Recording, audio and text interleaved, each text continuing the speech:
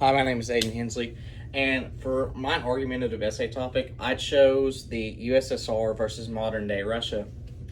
Whereas some of the things that are between them are obviously bad, there is actually a lot of things through my research I've found that points to the USSR being better for the modern world than modern Russia that we're stuck with today.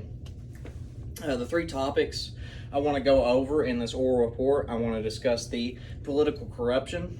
I want to discuss the guaranteed and unguaranteed things for citizens between the two powers. And I also want to talk about the current wars and obvious bad things that one has done more than the other. But starting with the political corruption, the USSR still holds power, but it's not a good thing. Russia's never been allowed to be on its own, and therefore the modern Russia that we have today is extremely corrupt. USSR interest groups and other interest groups help fund ideas that don't help Russia, and they actually hurt it a lot.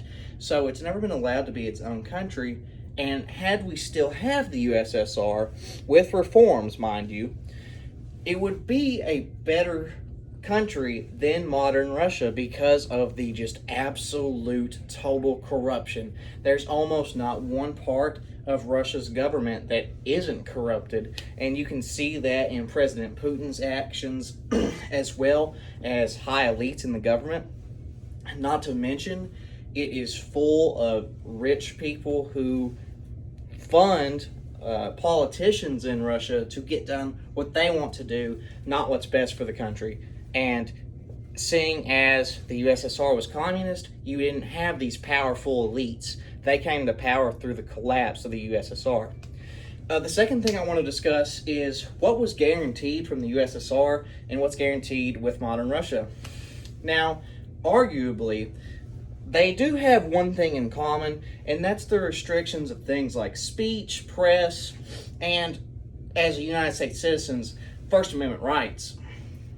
The main difference, though, is that even though they are on par there, with the USSR, citizens had guaranteed housing, food, and shelter, and jobs.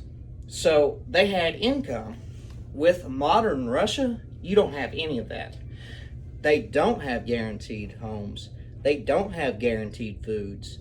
They don't have guaranteed shelters outside of their homes, and they don't have guaranteed jobs.